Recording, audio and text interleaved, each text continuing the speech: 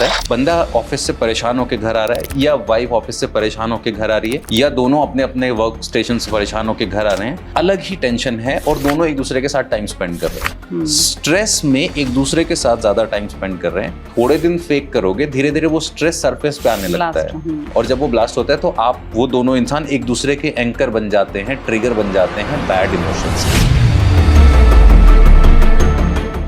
कोई accident case आया तो उसमें हिप्नोसिस हेल्प करेगा? एक्सीडेंट कई बार इतना ज्यादा डीप बैठ जाता है किसी के अंदर, ट्रॉमा बन जाता है। इंसान गाड़ी नहीं चलाता पूरी जिंदगी, एक हादसे की वजह से इंसान उस जगह पे नहीं जाता दोबारा। हिप्नोसिस की एक ऐसी ट्रिक जो मैं सेल्फ कभी भी कर सकूं अगर मेरे को एंजाइटी, कोई डिप्रेशन लग रहा है। आपको जब भी खुद को मेडिटेटिव स्टेट में या सेल्फ हिप्नोटिक स्टेट में ले जाना हो, आप बस ऐसे रिलैक्स बैठेंगे, अपनी एक एक सेंस पे अपना ध्यान लेके जाएंगे और 5 से लेकर 1 तक उल्टी गिनती गिनेंगे और एंड में उसी वर्ड को बार बार रिपीट करेंगे। पंजाब में तो फेथ हीलिंग का इतना ज्यादा चल रहा है कि पवित्र आत्मा के नाम पे और दुष्ट आत्मा को निकाल देते हैं बॉटल में बंद करके। मैंने बचपन में ये बातें सुनी और देखी हैं। अब देखो, या तो आप लोग खुद से देख रहे हो पर एक आम और किसी को दिखाई नहीं दे रहा है, तो इसका मतलब ये हेलुसिनेशन है। इमेजिन कीजिए कि जिस चेयर पे आप बैठे हैं ये टाइम मशीन है और अपने पास्ट में लेके जा रही है आपको। अपने क्लासरूम में चले जाइए। आप कंफ्यूज थे क्या नाम को लेके? Yes, I was. राइट? के अल्फाबेट से? ओके। कौन सी क्लास थी? हाँ, +2. Right, 12th। आपको ये डाइस दिखाई दे रहा है, मैंने ये लिया, ऐसे किया, ये गायब हो गया। ठीक है, ये आपके हिसाब से इस वक्त ये गायब हुआ है, लेकिन कैमरामैन को पता है ये कहाँ है, क्योंकि ये आपकी आंखों का धोखा है। मैंने यहाँ पकड़ा। Oh my God. You understand? मैं बताता हूँ आपको, मेरे उस कोर्स में एक ट्रिक है जो हर हीलर को आनी चाहिए या हर टीचर ट्रेनर को आनी चाहिए। ये जो हैंकी है ना, बिल्कुल वाइट है और इसके 2 डिफरेंट एंड है। राइट? आपने कभी नोइंगली अननोइंगली किसी को कुछ ऐसा कह दिया होगा, आपको बाद में लगा यार इसको हर्ट कर दिया मैंने। ठीक है, यहाँ पे एक गांठ लगाओ सिर्फ दोनों किनारों पे, and it's a wonderful experience. Right? See how easy it is. और आपको पता है कि वो जो इमोशन ना सिर्फ यहाँ से रिलीज हुए हैं, ना सिर्फ वो जो मन में गांठें थी वो खुली हैं। Check this hanky.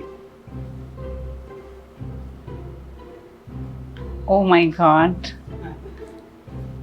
Bye the way, आपका फेवरेट लोकेशन जो है वो, या आप जिस पर जाना चाहते हैं हस्बैंड के साथ, आप शिमला जाना चाहते हैं हस्बैंड आपने मेरा पेपर पढ़ा? मेरा पेपर दिखाओ कहाँ है, क्योंकि I have written already before that. आप ये सारी चीजें बाद में एडिटिंग में देख लेना आराम से। भाई सच में इन्होंने मेरा पेपर तो नहीं पढ़ा, because I have written. Camera पे जो बैठे हैं बता दो भाई।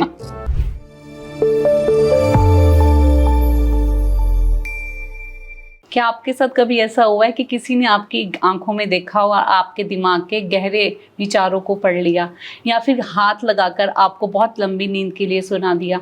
क्या है ये मैजिक, ट्रिक, वशीकरण, बहुत नाम दिए गए इन सबको, पर एक्चुअल में ये है एक थेरेपी जिसे कहते हैं हिप्नोसिस थेरेपी। आज हमारे साथ बहुत ही एक ऐसी शख्सियत के साथ हम पॉडकास्ट में बैठे हैं जिन्होंने इंडिया गॉट टैलेंट जैसे मंचों पे बड़ी बड़ी सेलिब्रिटीज़ के होश उड़ा दिए। जी हाँ, मैं स्वागत करती हूँ रविंद्र कुमार जी का। सर, आपका बहुत बहुत स्वागत है। Thank you so much ma'am. Sir, I am very excited to know about this कि what is that. This is a science है ये, मीन्स वैसे तो इसको वशीकरण कहा गया है ना, बट मेरे को समझ नहीं आ रहा कि मैं आपसे फर्स्ट सवाल क्या करूं कि वशीकरण बोल लूं इसको या जादू टोना बोल लूं, या ये सच में थेरेपी है कि हम किसी के माइंड को रीड कर सकते हैं? अब जैसे आपने बोला कि इसको बहुत सारे नामों से जाना जाता है, वशीकरण या वश में कर लेना या सम्मोहित कर लेना, इसका एक पॉपुलर मिसकंसेप्शन है। It's a myth. It's a myth. तो बेसिकली यहाँ पे हो क्या रहा है, आप भी जैसे एक रैंडम इंसान कंफ्यूज होता है, आपके पास जो इन्फॉर्मेशन है वो बिल्कुल वैसी ही है और बिल्कुल ऐसी ही होनी चाहिए, क्योंकि आम इंसान को इतना ही पता है। 2-3 पार्ट्स मिक्स हैं यहाँ पे। एक है मैजिक, जिसमें हम इल्यूजन्स क्रिएट करते हैं, कोई चीज़ गायब करना, कोई चीज़ अपीयर करना, कोई चीज़ का कलर चेंज करना, रुमाल में से कबूतर आ गया, वो मैजिक है। फिर आता है मेंटलिज्म। मेंटलिज्म होता है माइंड रीडिंग के एक्स जब हम करते हैं, जब हम किसी का सोचा हुआ नाम बताते हैं, ये मैजिक का ही पार्ट है। इसमें कुछ ट्रिक्स हम यूज़ करते हैं, लेकिन ये एंटरटेनमेंट के लिए है। रियल माइंड रीडिंग या रियल हार्डकोर हम किसी कोर सीक्रेट्स नहीं जान सकते। थर्ड आता है हिप्नोसिस।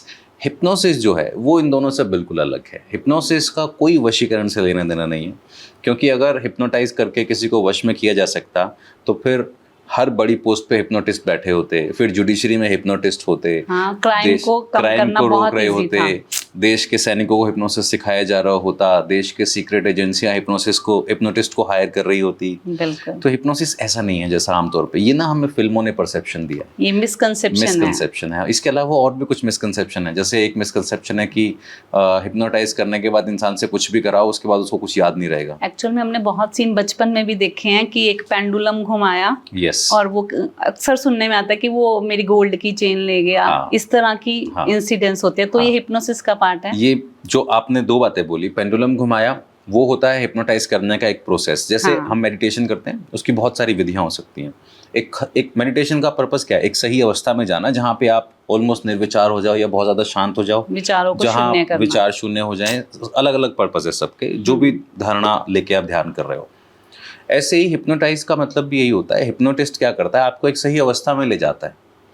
जैसे गाइडेड मेडिटेशन में गुरु की आवाज़ से आप फॉलो करते हुए एक ध्यान अवस्था में उतरते हो, ठीक वैसे ही एक हिप्नोटिस्ट आपको गाइड करता है और एक खास अवस्था में ले जाता है। ऐसी अवस्था जहां आपके विचार ज़्यादा खुल जाते हैं, जहां आपके इमोशंस ज़्यादा सरफेस पे आ जाते हैं, और फिर उन इमोशंस को हम समझ के रिमूव कर सकते हैं, उनमें चेंजेस ला सकते हैं, जो पैटर्न चेंज करना है उसको चेंज कर सकते हैं। सो पेंडुलम हो गया, आंखों में देखना हो गया, शक्ति चक्र पे ध्यान करना हो गया, या सिर्फ आंखें बंद करके रिलैक्सेशन कराना हो, ये तरीके हैं। अब आते हैं वो जो चेन वगैरह लूट लिया, ये सब, ये हिप्नोसिस नहीं है। ये एक बहुत ज़्यादा कंफ्यूजिंग स्टेट क्रिएट की जाती है। कई बार इसमें कुछ केमिकल्स का यूज़ किया जाता है जो सेडेटिव्स होते हैं, जिसमें इंसान को थोड़ा डिजीनेस आ जाती है और वो भूल जाता है। अच्छा, कई बार केमिकल्स यूज़ होते हैं, कई बार कंफ्यूजन यूज़ होती है। 2-3 लोग मिलके इस तरह का माहौल बनाते हैं कि इंसान को लगता है कि मेरे साथ कुछ तो हुआ है, बट क्या हुआ है वो मुझे उसको नहीं याद। पता। जैसे अक्सर दुकानदारों के साथ होता है कि एक लड़का आया दुकान पे, उसने 500 का नोट दिया और कहा कि मुझे छुट्टे दे दो। छुट्टे लिए, उसने चेंज कराए पैसे और उसने बोला नहीं ये नोट नहीं, मुझे दूसरा नोट दे दो।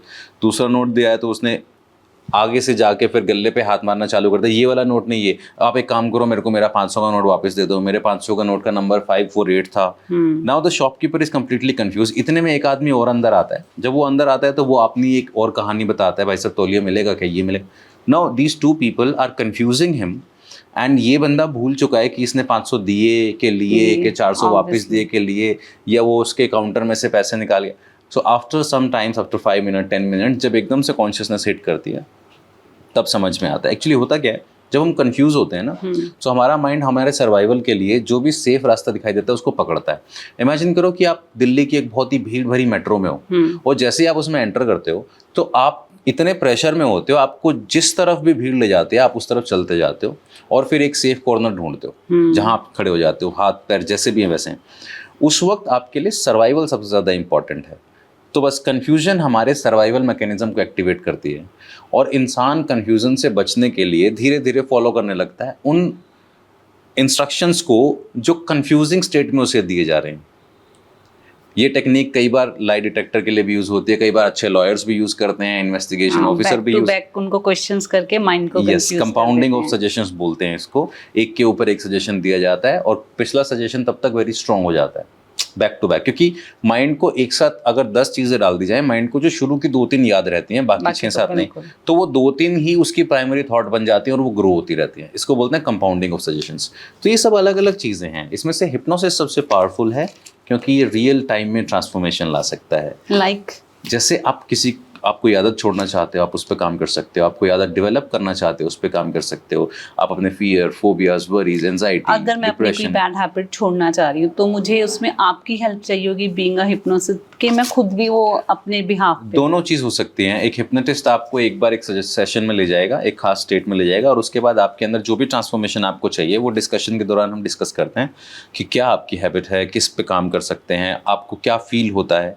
क्योंकि हर एक हैबिट ना, it's like a counselling session will be counselling, लेकिन काउंसलिंग से ज़्यादा स्ट्रॉन्ग, क्योंकि काउंसलिंग में आप किसी को रैशनली समझाते हो, which is CBT, cognitive behaviour therapy में आप क्या करते हो, आप रैशनली चीज़ों को समझाते हो। लेकिन रैशनल थिंकिंग तो सबके पास है। एक छोटा बच्चा भी अपने रैशनल के हिसाब से काम करता है, उसके पास भी है। फिर चेंजेस क्यों नहीं आ रहे हैं? क्योंकि जो चैलेंज है वो इमोशंस में है। सो आप रैशनली, काफ़ी लोग होते हैं जो रैशनल थिंकर होते हैं, वो प्रॉब्लम से बाहर आ जाते हैं CBT से।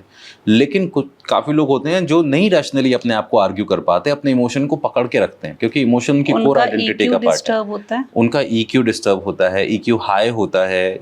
तो उनके साथ हमें उस अवस्था में उनको ले जाना होता है जहाँ इमोशंस को इमोशन से डील किया जाए। और वो है हिप्नोसिस, जिससे हम सबकॉन्शियस माइंड को एक्सेस करते हैं, जहाँ मैक्सिमम इमोशंस हैं, जहाँ पैटर्न्स हैं। तो इंसान को अगर काउंसलिंग करानी है तो हर किसी के लिए काउंसलिंग नहीं है, लेकिन हिप्नोसिस कहीं ना कहीं हर किसी के लिए, क्योंकि ये अलग अलग फॉर्म्स में भी अवेलेबल है। आप म्यूजिक सुनते हो, आपको कई बार ऐसा होता है कि कोई गाना या कोई मूवी देख के ना अंदर कुछ शिफ्ट होता है। कोई ऐसी मूवी आ गई देशभक्ति की, या कोई ऐसी मूवी आ गई लव स्टोरी। अभी जैसे रिसेंटली कोई कुछ टाइम पहले एक लव स्टोरी आई थी, सैयारा। दुनिया पागल हो गई थी उसके। तो वो क्या हो रहा था, वो मूवी ने आपके इमोशंस को शिफ्ट किया, जबकि उसमें कोई आपको आके कह नहीं रहा है। हाँ। मैंने देखी नहीं खैर, पर कोई आपको आके नहीं कह रहा है उसमें कि देखो तुम्हें ऐसा सोचना है अपने पार्टनर के बारे में, तुम्हें ऐसा रोना है उसके लिए, what ever the story was. But वो 3 घंटे का जो सेटअप था, उसमें ऑडियो विजुअल एक्सपीरियंसेस ऐसे थे कि वो स्टोरी हर तीसरे इंसान को अपनी पर्सनल लग रही थी। अगर वो उसको रैशनली, जो लोग उसको रैशनली आर्ग्यू कर रहे थे, वो कह रहे थे बकवास है, जैसे आपने एकदम से कहा कुछ नहीं था। बट जो एक एज है, जिस टेंडर एज में बच्चे जो होते हैं वो कनेक्ट कर रहे थे। क्यों? क्योंकि वो स्टोरी उनके उन डीप पैटर्न्स को हिट कर रही थी, जो उनके अंदर सप्रेस्ड है कहीं ना कहीं, जो वो डिजायर चाहते हैं अपनी लाइफ में, जो वो अचीव करना चाहते हैं। बस हिप्नोटिस्ट यही करता है, आपके अंदर जो आपकी अपनी जो दुनिया है, वहाँ उन पैटर्न्स को कैसे रीफ्रेम किया जाए। और हिप्नोसिस हर किसी पे काम करता है, क्योंकि हम ऑलरेडी हिप्नोटाइज्ड हैं। Why did you decide to wear this clothes today? Because कहीं ये आपका, आपने जब खरीदा होगा ये ड्रेस, आपको ये पसंद आया होगा, और आपने कोई रिजेक्ट भी किया होगा। पर जो आपने रिजेक्ट किया वो किसी को पसंद आएगा, और जो आपने पहना उसे कोई रिजेक्ट भी करके गया होगा। So this attire is somehow aligned with your inner world. This is aligned with your self image in your mind. That may not be my, वो मेरी सेल्फ इमेज नहीं हो सकती और किसी की भी नहीं हो सकती, और किसी की हो भी सकती है। तो आपने ये अटायर इसीलिए चूज किया क्योंकि ये आपकी इनर पर्सनालिटी से आपको मेल खाता हुआ लगता है। ऐसे ही हमारी आदतें होती हैं, ऐसी हमारी कोर पर्सनालिटी होती है, ऐसे हमारा सोशल बिहेवियर होता है। हिप्नोटिस्ट ऐसे हेल्प करते हैं आपको आपके रियल वर्ल्ड को समझने में, समझाने में, इसलिए इजी हो जाता है। एक जो पर्सन मेडिटेशन कर रहा है, क्या वो हिप्नोटिस्ट की जो भी थेरेपी वो कर सकता है? हर कोई कर सकता है। पहली बात, मेडिटेशन का जो पर्पस है वो है पीस ऑफ माइंड, ठीक है। क्योंकि आप जैसे योग के नियम है ना, उनमें जब ध्यान में उतरते हैं उससे पहले धारणा आती है ना, यम नियम प्रत्याहार आहार। तो उसमें धारणा जो आपने धारण की है उस दिशा में आपका ध्यान आपको लेके जाएगा। अगर आपको पीस ऑफ माइंड चाहिए तो आप मेडिटेशन में पीस ऑफ माइंड खोजोगे। हिप्नोटिस्ट पीस ऑफ माइंड नहीं खोज रहा है। हिप्नोटिस्ट आपको गाइड करके उस मेमोरी पे ले जा रहा है, उस इंसिडेंट पे ले जा रहा है, उस ट्रॉमा पे ले जा रहा है, और आपको वहाँ रीजन दे रहा है कि इसको यहाँ छोड़ा कैसे जा सकता है, इससे आपने सीखा क्या।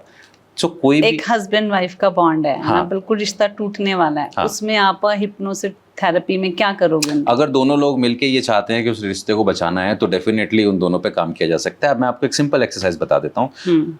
देखो, 2 लोगों का रिश्ता टूटने के हजारों रीजंस हो सकते हैं, लेकिन एक कोर रीजन मैं बताता हूँ आपको। दोनों का अपना अपना एक इनर चाइल्ड है, अपना अपना एक इनर वर्ल्ड है। सबकी अपनी अपनी बचपन के पैटर्न्स हैं जहाँ से उन्होंने लव एंड केयर सीखी है, क्योंकि बच्चा सबसे पहले माँ बाप से लव एंड केयर सीखता है।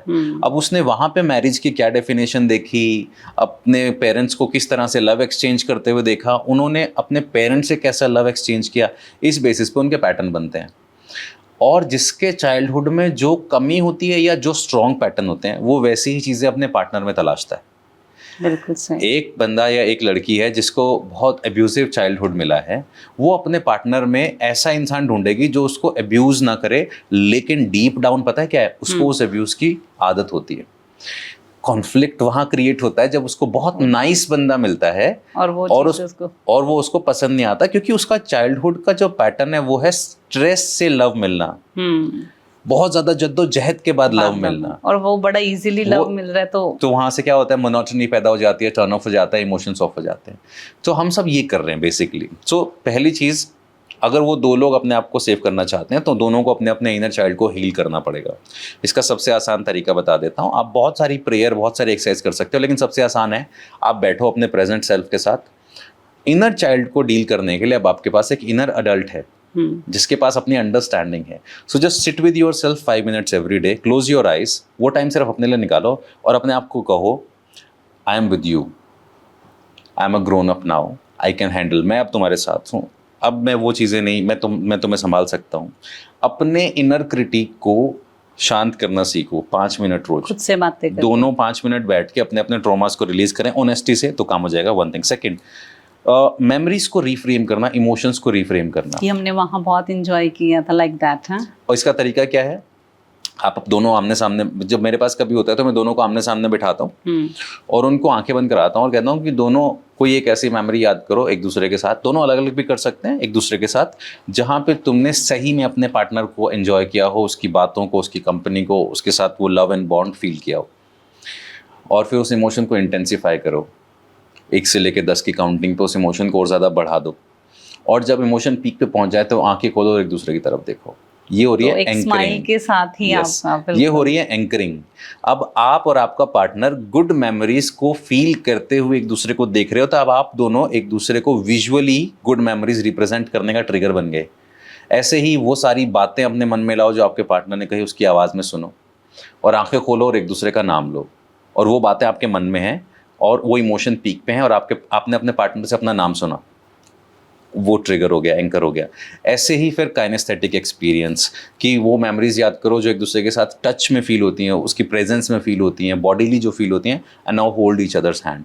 Very nice. सो हम क्या कर रहे हैं यहाँ पे, हम रीफ्रेम कर रहे हैं, पैटर्न्स को रिक्रिएट कर रहे हैं, रिलेशन को जो alive कर रहे हैं। नेगेटिविटी ने उनके थॉट प्रोसेस को चेंज कर दिया था, पॉजिटिव खराब भी ऐसे ही होता है, ट्रिगर खराब होता है। क्या होता है, एंकरिंग खराब हो जाती है। क्या होता है, बंदा ऑफिस से परेशान होकर घर आ रहा है, या वाइफ ऑफिस से परेशान होकर घर आ रही है, या दोनों अपने अपने वर्क स्टेशन से परेशान होकर घर आ रहे हैं, अलग ही टेंशन है और दोनों एक दूसरे के साथ टाइम स्पेंड कर रहे हैं, स्ट्रेस में एक दूसरे के साथ ज़्यादा टाइम स्पेंड कर रहे हैं। थोड़े दिन फेक करोगे, धीरे धीरे वो स्ट्रेस सरफेस पे आने लगता है, और जब वो ब्लास्ट होता है तो आप वो दोनों इंसान एक दूसरे के एंकर बन जाते हैं, ट्रिगर बन जाते हैं बैड इमोशंस के। तो री-ट्रिगरिंग करना ज़रूरी है।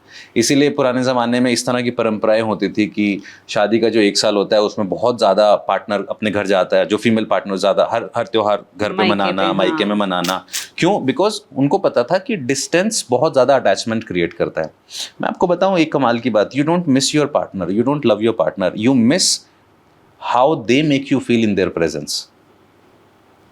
आप अपने पार्टनर को इसलिए प्यार नहीं करते हो क्योंकि आप प्यार करते, there is no definition for love. You enjoy their presence because वहां पे आप कुछ ऐसा फील कर रहे होते हो अपने बारे में जो आपको पहले फील नहीं हुआ। So it's all about us only. हाँ बिल्कुल, इट्स नॉट अबाउट कि वो, नॉट अबाउट देम। मैं ऐसे मजाक में कहता हूँ यार, ऋतिक रोशन जैसे सुंदर बंदे के डिवोर्स हो जाते हैं तो दुनिया में क्या नहीं हो सकता। So it's all about reframing, अपने पार्टनर के साथ कैसा टाइम स्पेंड करना है, कैसी मेमोरीज क्रिएट करनी है।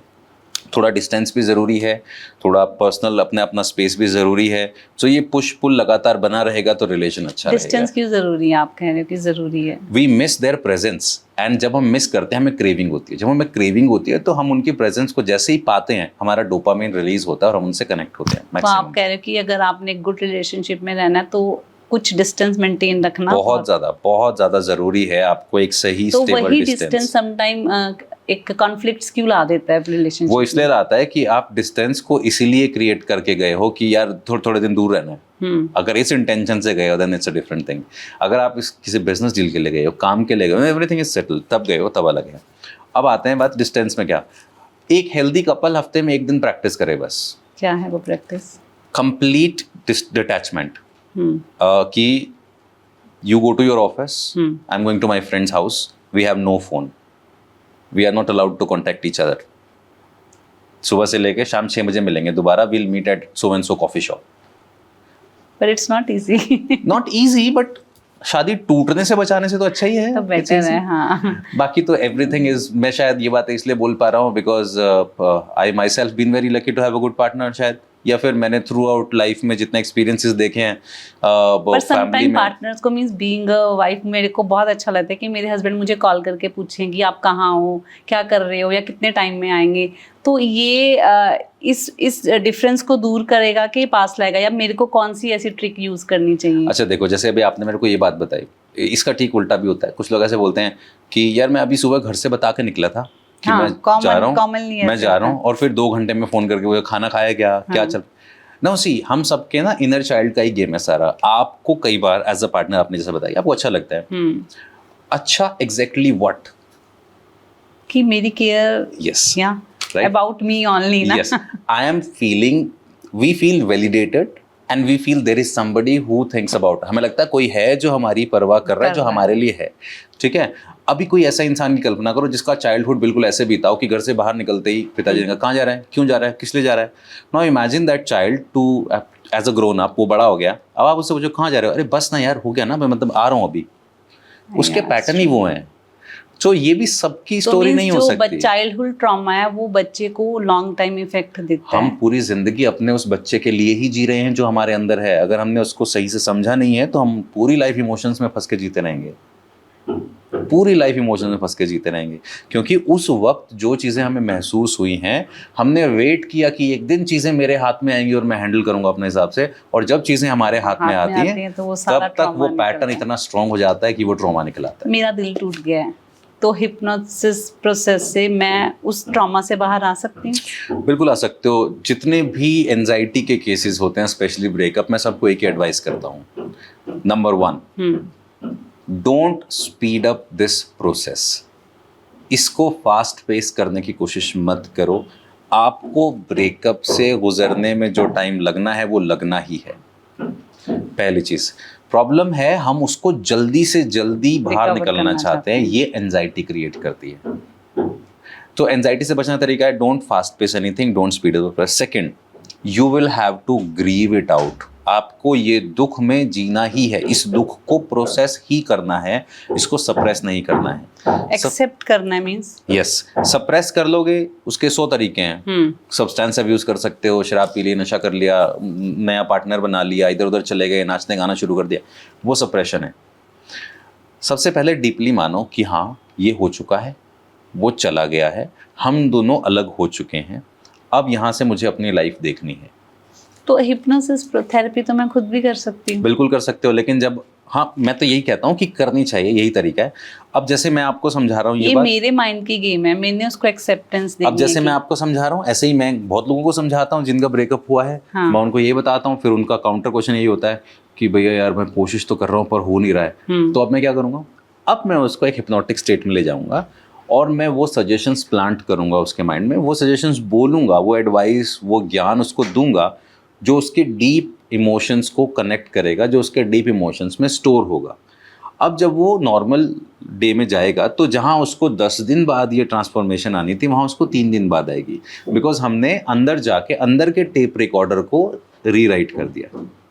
तो हिप्नोसिस ऐसे जो आप खुद करेंगे वो रैशनलिज्म है, वो आप वो रैशनली उसको हैंडल करेंगे। आप खुद भी जानते हैं, ब्रेकअप वाला खुद भी जानता है, शराब वाला खुद भी जानता है, गुस्से वाला खुद भी जानता है, ओवर थिंकिंग वाला खुद भी जानता है, सब जानते हैं उनको क्या क्या प्रॉब्लम है, लेकिन वो इस थेरेपी से क्या क्या हम ओवरकम कर सकते हैं, कौन सी प्रॉब्लम है? सब ये ना सबसे पावरफुल थेरेपी लगती है। मैंने बहुत सारी चीज़ें सीखी हुई हैं। मैंने NLP सीखा, मैंने REBT सीखा, मैंने इनर चाइल्ड हीलिंग सीखा, उसके अलावा ये जो अल्टरनेट हीलिंग्स है, रेकी, प्राणिक, की, गोंग, ये सब मैंने किया हुआ है। इन सब में हिप्नोसिस ही यूज हो रहा है अलग अलग तरीके से। अच्छा जी। PLR हिप्नोसिस का पार्ट है। रूट जो है वो हिप्नोसिस वो अम्ब्रेला है जिसके अंदर ये सारी टर्म्स आती हैं। हिप्नो मतलब नींद जैसी एक अवस्था। नींद जैसी अवस्था का मतलब ये नहीं कि इंसान सो रहा है, वो इतनी डीप और फोकस्ड स्टेट में है कि मैं जो उसको कह रहा हूँ वो उसे महसूस हो रहा है। हम एक क्विक एक्सपेरिमेंट करके देख सकते हैं आपके साथ, ठीक है। ये पेपर एक बार रख दीजिए, उल्टा करके रख दीजिए यार आप इस तरह से, ठीक है। अपने दोनों हाथ ऐसे सामने लाइए। इमेजिन कीजिए आपने हाथों में मीडियम साइज बलून पकड़ा हुआ है, and look at this balloon. इस बलून को ध्यान से देखिए, इसको एक कलर दीजिए, इसको एक शेप दीजिए, साइज दीजिए, and now close your eyes और इमेजिन कीजिए कि ये बलून जैसा दिखाई दे रहा है, इसका कलर, इसका टेक्सचर, इसका प्रेशर अपने हथेलियों में फील कीजिए। और अब इमेजिन कीजिए कि इस बलून में एक छोटा सा छेद हो गया है और इसमें से हवा निकल रही है और बलून छोटा होता जा रहा है।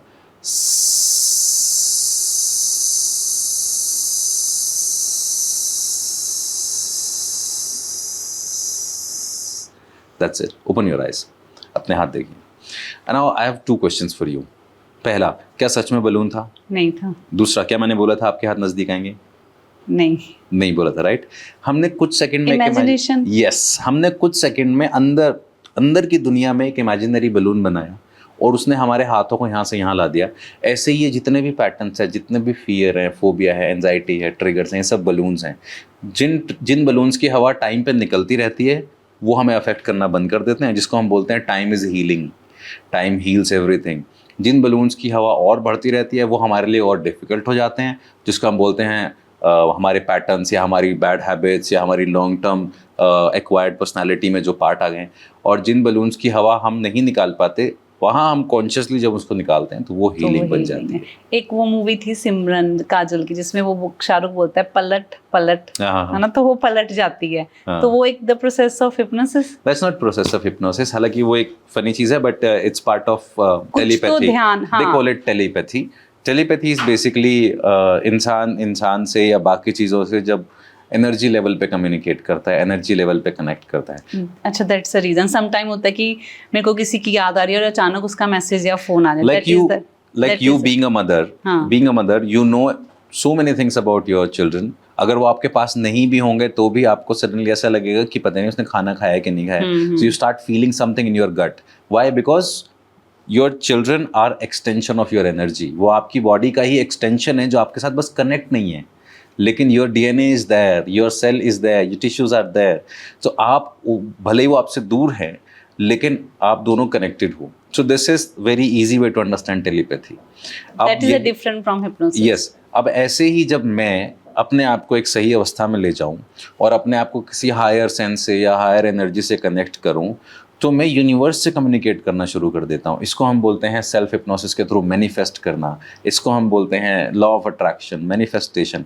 You are communicating with your goals through the energy, right. हालांकि मैं स्ट्रांगली बिलीव नहीं करता energy and manifesting all these things में, लेकिन मेरा मानना ये है कि क्योंकि मैंने एक्सपीरियंस नहीं किया तो इसका मतलब ये नहीं कि एग्जिस्ट नहीं करते हैं, पर ये एग्जिस्ट करता है। मेरा एक्सपीरियंस मैं वही कह रहा हूँ मैनिफेस्टेशन में।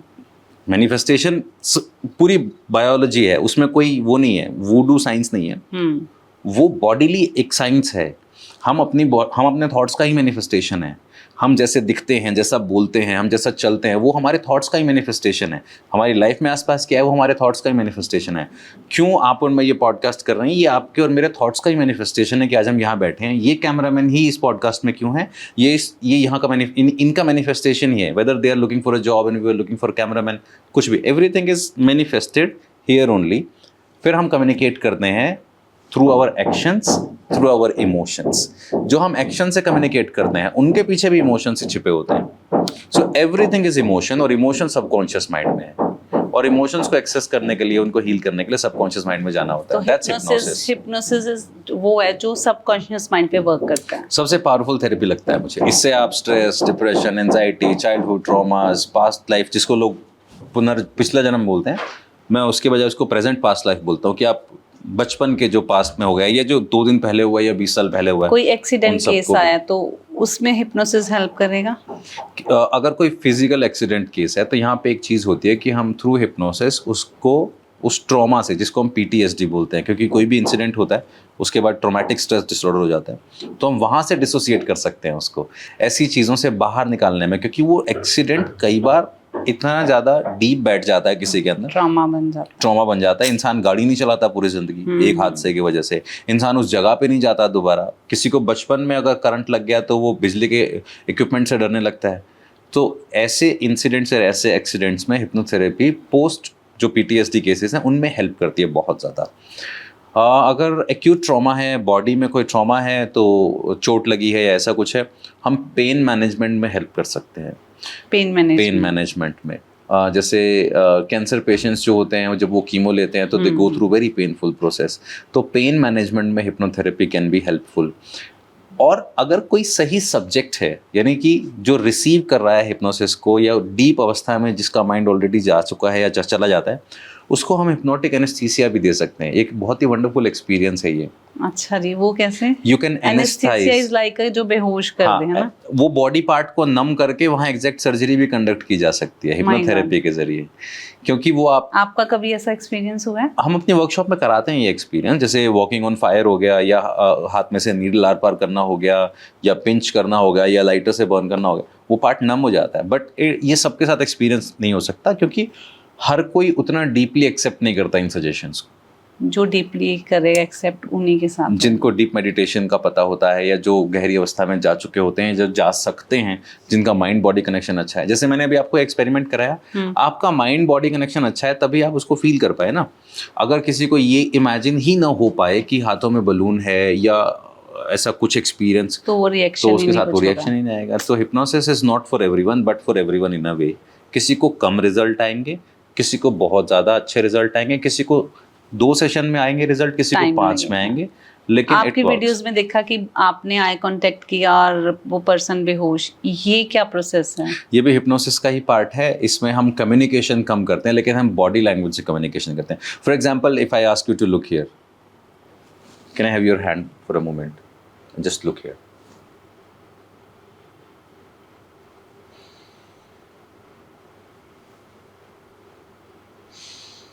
Now I am guiding you indirectly, right? मैं आपको बोल नहीं रहा हूं कि आपको अब आंखें बंद करनी है और आपको अब गहरी सांस लेनी है, but somehow I am guiding you and you are anticipating this too. आपको उम्मीद है कि कुछ ऐसा होने वाला है। एंड नाउ अगर हम ये प्रोसेस को 10-20 सेकंड तक करते हैं तो आप ग्रेजुअली फील करना चालू कर देते हैं कि एक अजीब सी रिलैक्सेशन आ रही है, क्योंकि मैं एग्जैक्टली आपके इमोशंस को मिरर कर रहा हूँ। मैं रिलैक्सेशन को मिरर कर रहा हूँ। मैं बहुत ज़्यादा रिलैक्सेशन रिलीज कर रहा हूँ through my body, through my emotions, through my intentions. Vibes वो आपको रिसीव हो रही हैं, आपका माइंड उसको रिसीव कर रहा है। और ग्रेजुअली, सबका अपना अपना टाइम है, लेकिन कुछ सेकंड या कुछ मिनट के बाद ग्रेजुअली आपका माइंड वहाँ चला जाता है। क्योंकि हम दोनों हैं तो इंसान ही ना, हम दोनों इमोशंस में एक जैसे ही सोचते हैं ना, हमारे लगभग सिमिलर से ही लाइफस्टाइल है, सिमिलर सा ही सब कुछ है। और रिलैक्सेशन तो हर किसी को कनेक्ट करते हैं। इसीलिए अगर एक इंसान यहाँ बैठ के उबासी ले रहा है तो दूसरे को अपने आप आती है, भले ही वो एक दूसरे को ना जानते हो। हाँ। क्योंकि ये रिलैक्सेशन जो है, उबासी लेना, इसीलिए हंसी कंटेजियस है। अगर एक हंस रहा हो और 2 लोग उसको भले ना जानते हैं और ये बहुत लाउडली हंस रहा हो, तो एकदम उनके चेहरे पे भी एक अजीब सी स्माइल आती है। ऐसे ही दुख भी कंटेजियस है, तो इमोशंस तो कंटेजियस है। सो वो रिलैक्सेशन जो आप देखते हो उन वीडियोस में, वो मैं प्रोजेक्ट करता हूँ इंटेंसिटी से और उसको लोग रिसीव करते हैं। There is no miracle. Hypnosis की एक ऐसी ट्रिक जो मैं सेल्फ कभी भी कर सकूं, अगर मेरे को एंजाइटी, कोई डिप्रेशन लग रहा है। मैं आपको एक बिल्कुल क्विक मेथड बताता हूँ। देखो, हम सारी की सारी इन्फॉर्मेशन कहाँ से रिसीव करते हैं? हमारी सेंसेस से। ये 5 सेंसेस को अगर आप रिलैक्स करना सीख लो तो आप सब कुछ रिलैक्स करना सीख लोगे, राइट? Close your eyes. अपना पूरा ध्यान अपनी ब्रीदिंग पे रखो। हमारी पहली सेंस हमारी ब्रीदिंग, जहाँ से हम जिंदा होते हैं, जहाँ से हमें प्राण मिलता है। सांस लेने से ठीक 1 लम्हा पहले तक हम सिर्फ एक बॉडी होती है जो अपनी माँ के गर्भ से आते हैं, और जैसे ही सांस आती है हम जीवन को महसूस करते हैं। Breathing is life. अब दूसरी सेंस आवाज़, कान। हमारे कानों में आवाज़ जाती है, वो तब भी जाते हैं जब हम अपनी माँ के गर्भ में होते हैं। दूसरी सेंस हमारे कान है। आवाज़ों के प्रति सजग हो जाओ। इस कमरे में क्या क्या आवाज़ें सुनाई दे रही हैं आपको? Pay attention on every voice, every noise, every sound. तीसरी सेंस लाइट, आँखें। आँखों को बंद रहने दो और आँखों पे अपना ध्यान ले जाओ और इस डार्कनेस को रिलैक्सेशन की तरह फील करो। धीरे धीरे जब हम रोशनी को पहचानने लगते हैं तो हमें चीज़ें दिखाई देने लगती हैं। चौथी सेंस टेस्ट। हमारी माँ जब हमें फीड करती है, हम टेस्ट फील करना चालू करते हैं। हमें उसका पता नहीं होता, बट हमें ठंडा गर्म अच्छा बुरा ये पता होता है। And now pay attention on your taste buds, on your tongue, in your mouth. और पांचवी हमारी बॉडी। अपने पूरे शरीर पे अपना ध्यान ले जाओ और देखो आप इस चेयर पे कैसे बैठे हो। ये चेयर आपको कैसे टच कर रही है, ये फैब्रिक जो आपने पहना है ये आपको कैसे टच कर रहा है। और मैं अब 5 से लेकर 1 तक की गिनती गिनूंगा। हर गिनती के साथ आपको कल्पना करनी है कि आप सीढ़ी उतर रहे हो और ज़्यादा गहरी अवस्था में जा रहे हो। 5, 4, 3, और जब हम 0 पे पहुंचेंगे मैं चुटकी बजाकर कहूँगा स्लीप। स्लीप का मतलब ये नहीं होगा आप सो जाएंगे, स्लीप का मतलब होगा कि ये रिलैक्सेशन और ज़्यादा डबल हो जानी चाहिए। 2, 1, 0 and sleep, going deeper down down and sleep. 5, 4, 3, 2, 1 and sleep. अब इस अवस्था में जब आप पहुंच गए हो तो इस अवस्था को कोई एक नाम दो अपने मन में, कोई भी एक वर्ड, कोई भी एक नाम। और अब आप जब इस नाम को बार बार रिपीट करेंगे तो आप देखेंगे ये अवस्था और ज़्यादा गहरी होती जा रही है। अब इस नाम को, इस वर्ड को अपने एक एक बॉडी पार्ट से सुनो। आपके पैरों से ये आवाज़ आ रही है, आपके स्टमक से, हाथों से, कमर से, गर्दन से, चेस्ट से, हार्ट से। और अब मैं 1, 2, 3 कहूँगा और आप अपनी आंखें खोलेंगे fully fresh, awake, completely. 1, 2 and 3 open your eyes. Perfect. एक क्विक एक्सपेरिमेंट, हमने कुछ नहीं किया, सिर्फ माइंडफुलनेस लेके आए अपनी सेंसेस के एक्सपीरियंसेस को जो अनकॉन्शियसली चल रहे थे, आवाज़ आ रही थी कहीं से भी आ रही थी, ब्रीदिंग कहीं से भी, हमने सिर्फ 2 से 3 मिनट उन पे अवेयर होके अपने ध्यान को लेके गए। फिर 5 से लेकर 1 तक की उल्टी गिनती गिनी और उसको रिलैक्सेशन को डबल किया और फिर एक वर्ड दे दिया वहाँ पे। अब ये वर्ड बन गया आपका ट्रिगर वर्ड। आपको जब भी खुद को मेडिटेटिव स्टेट में या सेल्फ हिप्नोटिक स्टेट में ले जाना हो, आप बस ऐसे रिलैक्स बैठेंगे, अपनी एक एक सेंस पे अपना ध्यान लेके जाएंगे और 5 से लेकर 1 तक उल्टी गिनती गिनेंगे और एंड में उसी वर्ड को बार बार रिपीट करेंगे, तो ये वर्ड आपको इंस्टेंटली बिना किसी आवाज़ के वहीं ले जाना चालू कर देगा। तो इसके लिए इंस्ट्रक्टर की ज़रूरत है, जैसे आप इंस्ट्रक्शंस दे रहे थे तो अकेले बैठ के मैं माइंड को इंस्ट्रक्शंस दूंगी तभी ये वर्क होगा? हाँ, ऐसा भी कर सकते हो आप कि अगर आपको ये ट्रिगर वर्ड नहीं समझ में आ रहा है कैसे बनाना है, आप सिर्फ माइंडफुलनेस करो 5 मिनट, ठीक है? अगले दिन 10 मिनट, 10 मिनट तक आप उस अवस्था में रहो जिसको ओशो ने आनापानसति या बुद्ध ने आनापानसति योग कहा है कि आपको आने देना है जो आ रहा है, अनापानसति जो आ रहा है आने देना है, उस पर कोई विरोध नहीं करना है। 10 मिनट फुल एक्सेप्टेंस के साथ माइंडफुलनेस में बैठो और फिर उस अवस्था को एक वर्ड दे दो और उस वर्ड को बार बार रिपीट करो, शांत शांत, रिलैक्स रिलैक्स, वंडरफुल वंडरफुल, जो भी आप वर्ड देना चाहते हो। बस हो गया आपका काम। अब आपने एक बॉडी पोस्चर बना लिया, एक एंकर बना लिया साउंड का, एक वर्ड बना लिया, वो आपके लिए मंत्र की तरह काम करेगा। जैसे लोगों के लिए पूजा पाठ के मंत्र काम करते हैं, ऐसे ही आपके रिलैक्सेशन का मंत्र बन जाएगा। हम अपनी बॉडी को किसी भी मंत्र से रिलैक्स किसी भी वर्ड से, किसी भी ट्रिगर से रिलैक्स कर सकते हैं। जैसे हम बचपन में क्या करते थे, हैंड्स अप, तो ट्रिगर है ना, ये बचपन से बना हुआ है क्योंकि पुरानी फिल्मों में ही चलता था, अब नहीं चलता है। आज के बच्चों को आप बोलोगे हैंड्स अप, उनको नहीं पता है क्योंकि उन्होंने वो फिल्मों में देखा नहीं है, हमने वो फिल्मों में देखा हुआ है। तो ये फिल्म हमारे पर्सनल लाइफ पे बहुत इफेक्ट करती है अपनी। पूरी आपके आसपास हर चीज़ जो कुछ भी है वो आपको हिप्नोटाइज ही कर रही है। हिप्नोटाइज करने का मतलब ये कि वो आपको एक खास मैसेज कन्वे कर रही है। जिन चीज़ों के मैसेज आपके इनर वर्ल्ड से मैच करते हैं वो आपकी फेवरेट चीज़ें होती हैं। जिन चीज़ों के मैसेज या जिनका जो कोर इमोशन है वो आपके अंदर अंतर्मन की धारणा से मैच नहीं करता, वो आपको पसंद नहीं आती है। Very simple. किसी का सच किसी का झूठ हो सकता है, किसी का झूठ किसी का सच हो सकता है, सही गलत कुछ नहीं है इस दुनिया में, एवरीथिंग इज हिप्नोसिस। तो वो हिप्नोटाइज के लिए वो पेंडुलम की अब जरूरत नहीं है हमें? नहीं, बिल्कुल नहीं है। जैसे मैंने तो आपको वो भी एक विथ ही था, कोई आंखों में देख के कह देता है, वो ना एक्चुअली वो है, टूल है वो एक। उसके लिए क्या होता है, जब हम किसी को हिप्नोटाइज करते हैं तो उसकी अटेंशन हमें अपनी तरफ चाहिए होती है। जैसे एक एक्सपेरिमेंट में मैंने आपके अटेंशन बलून पे लेके गया, एक एक्सपेरिमेंट में मैं यहाँ लेके आया, ऐसे उस एक्सपेरिमेंट में हम खाली एक वो पेंडुलम यूज करते हैं ताकि उसकी अटेंशन हमारे पास रहे। आपकी अटेंशन अगर मेरी तरफ रहेगी तो ही आप मेरे सजेशन सुन पाओगे, वरना आप सुन नहीं पाओगे। तो just a trick to just, हाँ, इट्स अ टेक्निक।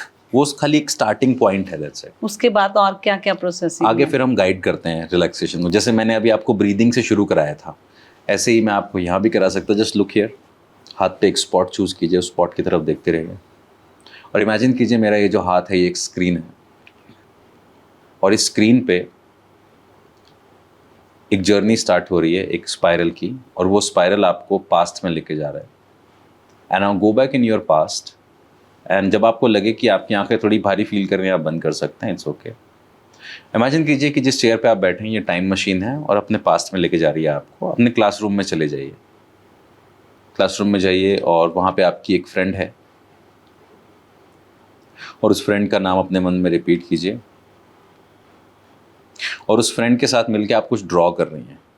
सबसे पहले तो अपने मन में सोचिए कि ये कौन सी क्लास है, और फिर उसके बाद आप अपने पार्टनर, अपने दोस्त के साथ जो क्लास आप में उसमें बैठे हैं, आप क्या ड्रॉ कर रहे हैं वो देखिए।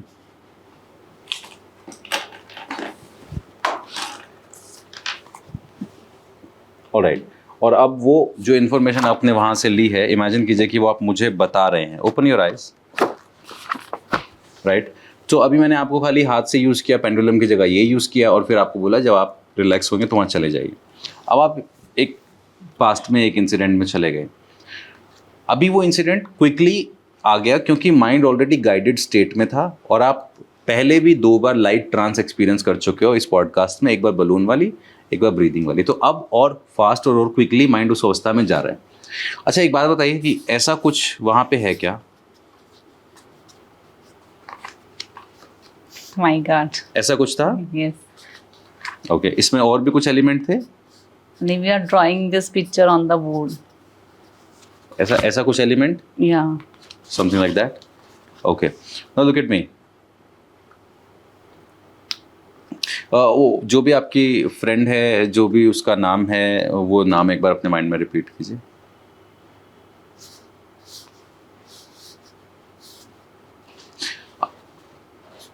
आप कंफ्यूज थे क्या नाम को लेके? Yes, I was. क्या नाम डिसाइड किया आपने? कर लिया decide, then I decided. क्या नाम? बता दूं आपको? डॉली.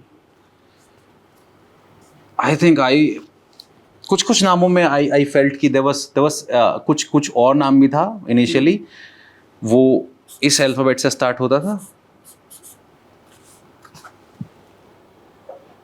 राइट? के अल्फाबेट से. Okay. How you know about it? Now because I was getting confused. My friend Kamal and Dolly. Then I choose right, Dolly. के. Okay, Dolly. एंड नाउ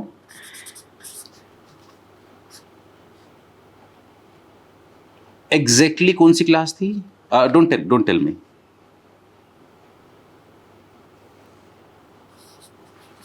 कौन सी क्लास थी? हाँ, +2. Right, 12th. Oh my God. ये कैसे हुआ आप बताओ? अभी ये टेक्निक्स. सी, अब देखो, ये जो हम कर रहे हैं ना, ये मेंटलिज्म का पार्ट है, लेकिन इसको हम एंटरटेनमेंट की, मैं पर्सनली एंटरटेनमेंट के लिए शोज करते हैं, बहुत लोग करते हैं, मैं भी करता था. जो आपको ये सरप्राइज एलिमेंट आ रहा है, इसी इंफॉर्मेशन को मैंने ये सोचा कि अगर इस इंफॉर्मेशन को मैं एंटरटेनमेंट के लिए यूज़ कर रहा हूँ तो वहाँ तक सीमित है. लेकिन इसके साथ साथ अगर मैं ये बता रहा हूँ आपको कि ओवर थिंकिंग हमारा एक पॉजिटिव टूल है एक्चुअली.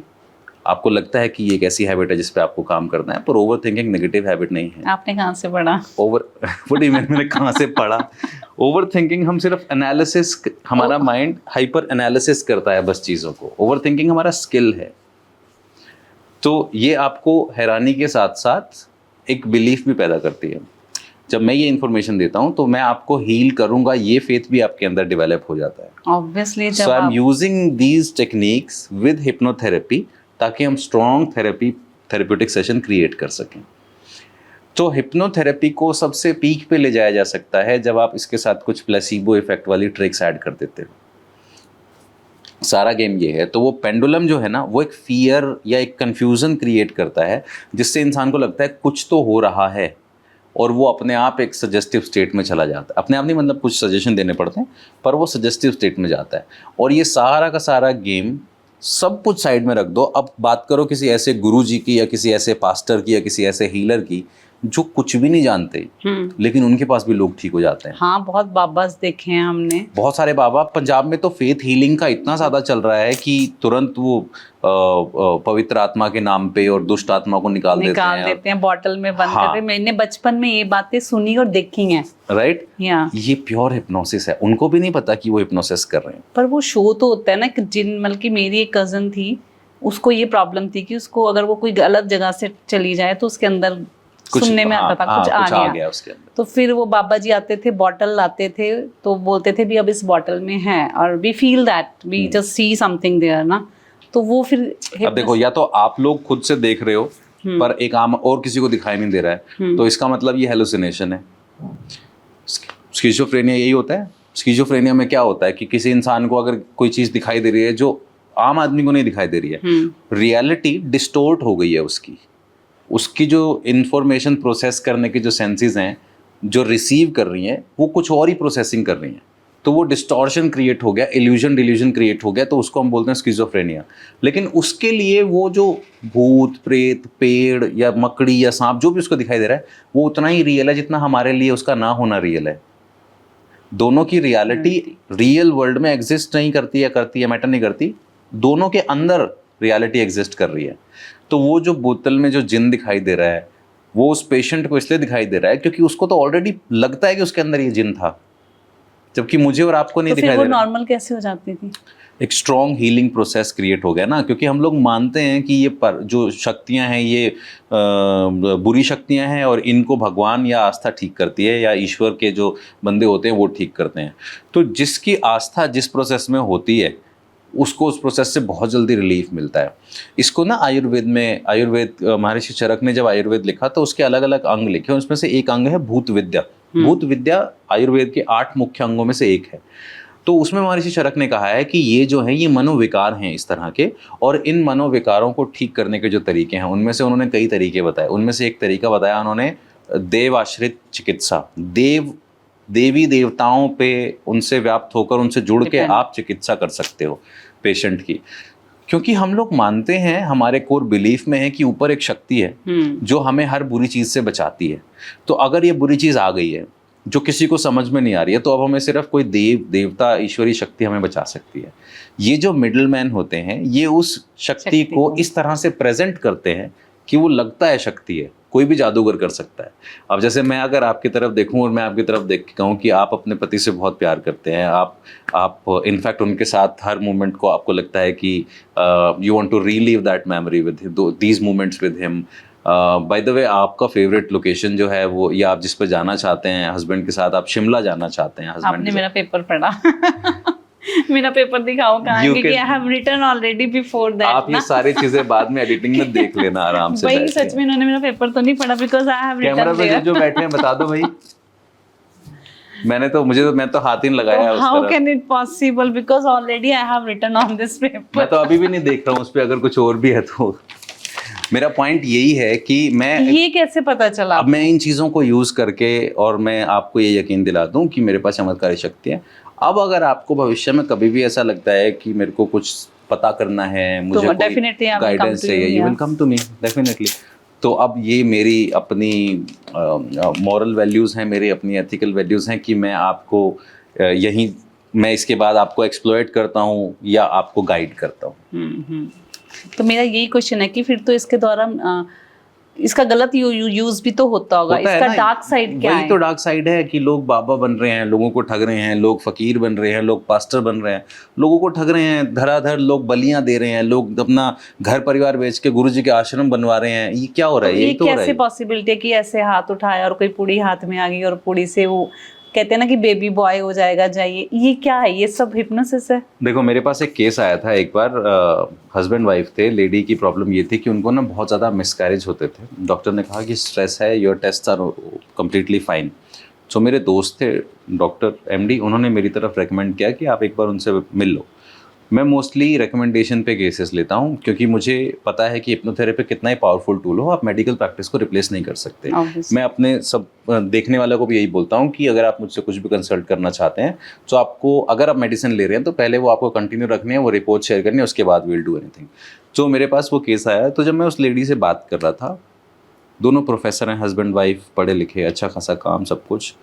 सो धीरे धीरे मैं जब उसकी पर्सनल लाइफ को जानना शुरू किया, लाइफ में भी ऐसा कोई स्ट्रेस का ट्रिगर नहीं, कोई स्टिमुलस नहीं, स्ट्रेसर कोई भी नहीं, तो हमने उनके चाइल्डहुड पैटर्न्स को समझना स्टार्ट किया। She come from a abusive family जहाँ पे वो 4 बहनें हैं, बहुत ही गरीब सा परिवार है, पिताजी शराब पीते हैं और माँ अक्सर जो बातें बोलती थी उनमें वो शादी को कोसा करती थी। दूसरी बात बोलती थी कि इंसान के पास पैसे ना हो तो शादी क्यों करता है, शादी कर ली तो फिर बच्चे पैदा करने की क्या ज़रूरत है, जब तक पैसे ना हो तब तक बच्चे पैदा नहीं करने।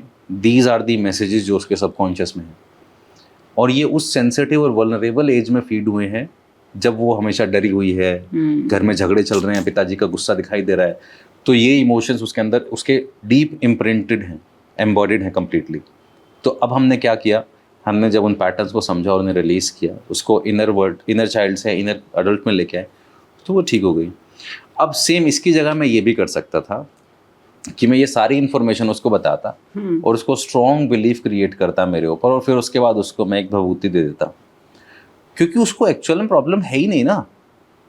90% केसेस में तो प्लेसिबो है। आप बुक पढ़िए ना डॉक्टर जो डिस्पेंजा की, यू आर प्लेसिबो। आप हम सब प्लेसिबो ही हैं। प्लेसिबो का मतलब, प्लेसिबो मेडिकल साइंस में एक ऐसा इफेक्ट होता है जिसमें हम किसी को प्लेसिबो मेडिसिन देते हैं जो कि मेडिसिन नहीं होती है, लेकिन पेशेंट को ये गोली की फॉर्म में ही दी जाती है, जो 90% शुगर होती है और 10% मसल रिलैक्टेंट होती है। उस दवाई को खाने से इंसान को लगता है कि क्योंकि डॉक्टर ने मुझे ये दवाई दी है तो मैं इससे ठीक हो जाऊंगा। उसका बिलीफ सिस्टम है प्लेसिबो, एक फेक बिलीफ क्रिएट करके वो फिनोमेना अपने आप एक्टिवेट होता है। जैसे बलून फेक था, लेकिन क्योंकि आप कन्विंस थे अंदर एक थॉट से, तो वो एक्टिवेट तो हो ऐसे रहा तो हम था। कोई मेजर प्रॉब्लम को जो भी हमारी फिजिकल प्रॉब्लम को कर सकते हैं, ठीक ना? हजारों एक प्रॉब्लम्स। कैंसर है, अगर मैं ये मान लूं कि नहीं मैं ठीक हो जाऊंगी या मैं बच जाऊंगी, तो वी कैन क्योर इट। देखो 90% केसेस में हम ऐसा नहीं कह सकते। उसका रीज़न ये है कि डीपली क्या आप ये मान पाओगे। ऑलरेडी अगर किसी को कैंसर डिटेक्ट हुआ तो वो डीपली मान ही नहीं सकता इस चीज़ को, क्योंकि हमारा बिलीफ सिस्टम काउंटर भी तो करता है, आर्ग्यू भी तो करता है। और अगर मैं ये सोच रही हूँ कि मेरे को कैंसर होने वाला है, मीन्स मेरे माइंड में कहीं ये थॉट आ रहा है, तो वो होके रहेगा। नहीं, ऐसा भी नहीं है। ऐसा भी नहीं है कि हर नेगेटिव थॉट ही मैनिफेस्ट होता है। ऐसा नहीं है कि सब कुछ ही मैनिफेस्ट होता है, you are what you think. ये बात ऐसा नहीं है। तो हजारों बुरे तो थॉट्स भी आते इसमें भी हैं। तो अपना इनर कितना जब स्ट्रांग है। इमोशंस कनेक्ट हो जाते हैं किसी थॉट से और उसके होने की पॉसिबिलिटीज बनने लगती हैं, तब वो फियर ग्रो होता है और तब चांसेस होते हैं उसके होने के। मैंने इमेजिन किया कि मुझ पे कोई शेर हमला करेगा, पॉसिबिलिटी नहीं है अभी, लेकिन अगर मैं कभी जंगल में हूँ और तब मैं ये फियर बार बार फील कर रहा हूँ, तो वो होगा। तो देयर आर चांसेस कि मैं ऐसी सिचुएशन में फंस जाऊंगा कि ऐसा कुछ हो सकता है। देयर आर चांसेस, पॉसिबिलिटी नहीं है। हमारा फियर ही होता है जो रस्सी को सांप बताता है अंधेरे में।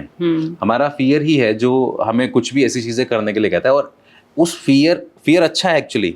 फियर की वजह से हम स्ट्रेंथ भी तो डेवलप करते हैं। हमने अच्छे घर बनाए क्यों? क्योंकि फियर था कि तेज बारिश आ सकती है और हम डूब जाएंगे। हमने गाड़ियां बनाई क्यों? क्योंकि फियर था कि हम ट्रैवल कैसे करेंगे। हमने एरोप्लेन्स, फोन, जितने सो फियर जो है वो सर्वाइवल का गेम है और सर्वाइवल की वजह से ही हमने आज तक इतनी तरक्की की है। सो fear is actually a good mechanism of your mind. Negative positive कोई चीज़ नहीं होती है जो उसका परिणाम आता है। Yes yes, fear is actually the source of strength. आप अपने बच्चे के लिए अगर कोई डर महसूस कर रहे हो तो आप देखोगे आपके अंदर अजीब एक स्ट्रेंथ आ जाती है। आप कुछ ऐसे फैसले भी कर जाते हो जो आप अपने लिए नहीं कर पाए थे पर बच्चों के लिए कर रहे हो। क्यों? क्योंकि आप उनको बेटर देना चाहते हो। We should take it positive. Yes, fear is actually a defense mechanism जो आपको बचाता है, आपको बचा के रखता है। हाँ, लेकिन रात को 2 बजे बिना किसी कारण के अचानक से पैल्पिटेशन हाई हो रही है, ब्रीदिंग हाई हो रही है, बॉडी में पसीना आ रहा है, डर लग रहा है, ये एंजाइटी डिसऑर्डर है। ये एक क्लिनिकल प्रॉब्लम है। तो वो जो मैंने केस बताया आपको, इस तरह के हज़ारों केसेस हैं जो ठीक हो जाते हैं क्योंकि हमारी body is very capable of healing itself. Healing एक सेल्फ ऑकरिंग फिनोमिना है, उसे सिर्फ ट्रिगर करना पड़ता है। जैसे एंटीबायोटिक्स क्या करते हैं, हमारी एंटीबॉडीज को ही तो हेल्प करते हैं ना, उसको ट्रिगर करते हैं और उसको बढ़ा देते हैं। तो बॉडी हीलिंग को अपने आप करती है, एंटीबॉडीज बाहर से आए, दैट्स इट। सो हमारी बॉडी पावरफुल है, हमारा माइंड इतना कैपेबल है कि वो खुद को हील कर सकता है। तो फिर वो कोई बाबा जी कर दे, कोई फकीर कर दे, कोई पास्टर कर दे, कोई हिप्नोटिस्ट कर दे, that's it. Hypnosis and magic और आपने मेंटलिज्म, इन सब में क्या डिफरेंस है? मैजिक तो मैंने बताया, जैसे कि वो सब कलरफुल चीजें करना, कबूतर निकाल। मेंटलिज्म वो जो भी हम आंखों का एक्ट्स धोखा कर रहे है? हैं, कुछ भी आंखों का धोखा। देखो आंखों का धोखा किसको बोलते हैं, मैं आपको एक एग्जांपल देता हूँ। ओके, आंखों का धोखा क्या है मैं बताता हूँ आपको। आपको ये डाइस दिखाई दे रहा है, मैंने ये लिया, ऐसे किया, ये गायब हो गया। ठीक है, ये आपके हिसाब से इस वक्त ये गायब हुआ है, लेकिन कैमरामैन को पता है ये कहाँ है, क्योंकि ये आपकी आंखों का धोखा है। मैंने यहाँ पकड़ा। Oh my God. You understand? आंखों का धोखा क्या है? आपकी आंखें उस इंफॉर्मेशन को परसीव नहीं कर पा रही जो मैं आपकी आंखों से छुपा रहा हूँ, आपके अटेंशन से छुपा रहा हूँ। मैजिक इसको यहाँ छुपाने में नहीं है, मैजिक है वो बिलीफ क्रिएट करने में कि मैंने यहाँ रख दिया है, मैंने ऐसे किया है, मैंने इसको गायब कर दिया है। ये इल्यूजन कहाँ क्रिएट हुआ? आपके दिमाग में क्रिएट हुआ, राइट? लेकिन मैंने क्या किया, मैंने सिर्फ उसको छुपाया है और बाद में वो आप इसकी कैप खोलोगे तो वो आ जाएगा। हाँ, मतलब मैंने ऐसे करके फिर वो कैप में से गिरा दिया, ऐसे करके, लाइक मैंने गिराया तो हाथ में से ये बेसिकली।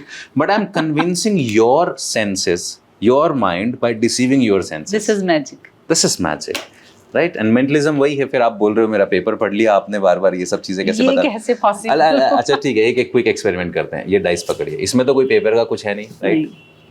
कोई भी एक नंबर अपने दिमाग में सोचिए, 1 से 6 के बीच में सोचा, ठीक है? जो नंबर आपने सोचा वो टॉप पे होना चाहिए, दूसरे हाथ से इसको कवर कर लेना है। मैं अपनी आंखें बंद कर लेता हूँ, डन, ठीक है?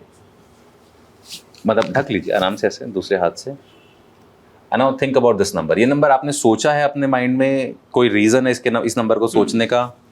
Reason, there is a reason. Okay, what is your connection with number 2? My God, number 2 सोचा आपने, हस्बैंड का नाम बिट्टू है तो बीज कम फ्रॉम नंबर 2। राइट।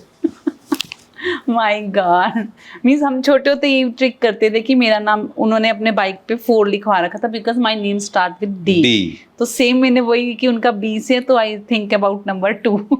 ठीक है, ओके। वेरी नाइस, ये मेंटलिज्म है। ये मेंटलिज्म है। तो ये कैसे पता चला, ये मैं भी कर सकती हूँ? हाँ, मतलब कुछ बेसिक ट्रिक्स तो आप सीख ही सकते हो। मेरा जो ऑलरेडी एक ट्रेनिंग प्रोग्राम चलता है उसमें मैंने काफ़ी सारी ट्रिक्स सिखाई हैं, 20-25 ट्रिक्स हैं उसके अंदर। कुछ ऐसी भी हैं जो बाबा लोग यूज़ करते हैं, तो इसी बहाने बाबा भी एक्सपोज हो जाते हैं उसमें। और कुछ और ट्रिक्स भी हैं जो आप सीख सकते हो। आप तो इस तरह बाबाओं के। की दुकान मेरे को लगता है बिल्कुल ही खत्म कर। नहीं होना जी। मैं अपनी तरफ से क्या, हज़ारों लोग आए मेरे जैसे, हज़ारों चले गए। आस्था पे आप कभी सवाल नहीं, आप किसी इंसान पे सवाल उठाओगे लोगों को लगता है आस्था पे सवाल उठा रहे हैं। बिल्कुल, क्योंकि पर है ही अंधविश्वास। अंधविश्वास ही है। 90% जगह पे आप जाके, 95% जगह पे जाके देखो आप देखते हो कि लाखों लोग एक इंसान के पीछे चल रहे हैं। हिप्नोसिस एक ट्रिक है या फिर साइंस? हिप्नोसिस पूरी एक साइंस है। इमोशंस को कैसे कंट्रोल किया जाता है, कैसे मैनेज किया जाता है, कैसे गाइड किया जाता है, ये पूरा एक साइंटिफिक तो आपकी स्टडी इसमें है? मेरी जो एक्सपर्टीज़ है वो पिछले 12-13 साल का जो एक्सपीरियंस है वो सब हिप्नोसिस में। मैंने सीखी बहुत सारी चीज़ें, पर I finally decided and landed upon hypnosis. Very nice. मेरे को वो ट्रिक तो सीखनी है, मैं आपका कोर्स जरूर ज्वाइन करूंगी जिसमें ये बेसिक ट्रिक, तो मतलब कि जो it's not for fun, maybe कहीं मेरे को, मैं एक कोचिंग सेंटर चला रही हूँ जिसमें छोटे छोटे बच्चे हैं। मैं बताता हूँ आपको, मेरे उस कोर्स में एक ट्रिक है जो हर हीलर को आनी चाहिए या हर टीचर ट्रेनर को आनी चाहिए। लाइक एक हैंकी लेते हैं हम, मैं आपके साथ करता हूँ एक कुछ एक्सपेरिमेंट, ठीक है? ओके, ठीक है। ये ऐसे पकड़िए हैंकी, ओके ना, मेरी तरफ देखिए। ये जो हैंकी है ना बिल्कुल वाइट है और इसके 2 डिफरेंट एंड हैं, राइट? अब ये ना लाइफ की एक टाइम लाइन है, ठीक है? कोई भी एक ऐसी इंसिडेंट या लाइफ का कोई भी एक ऐसा मोमेंट जब कुछ ऐसा हुआ हो जिसको लेके आपको लगता है कि यार ठीक है, वो एक बुरा सा फेज था या अजीब फेज था, अब वो चला जाना चाहिए, या आपने कभी नोइंगली अननोइंगली किसी को कुछ ऐसा कह दिया होगा, आपको बाद में लगा यार इसको हर्ट कर दिया मैंने, या कोई ऐसा भारीपन दिल में कुछ है, या कोई भी एक ऐसा इमोशन जो आप रिलीज करना चाहते हो, जस्ट थिंक अबाउट दैट। मिला? ठीक है, यहाँ पे एक गांठ लगाओ सिर्फ दोनों किनारों पे, ठीक है? मुझे दे दो। ये आपने एक नॉट लगाया, ठीक है? ये उस इमोशन को रिप्रेजेंट कर रहा है, ठीक है? अब क्या होता है, अगर इमोशंस को हमें सॉल्व करना नहीं आता है तो ये बिल्कुल रूबिक क्यूब की तरह होता है। हम इसको जितना सॉल्व करने की कोशिश करते हैं, इनफैक्ट हम इसको और ज़्यादा टाइट कर देते हैं। उसको जितना सोचते हैं उतनी बार वो टाइट हो जाता है, राइट? वो इमोशन और ज़्यादा स्ट्रॉन्ग हो जाता है, राइट?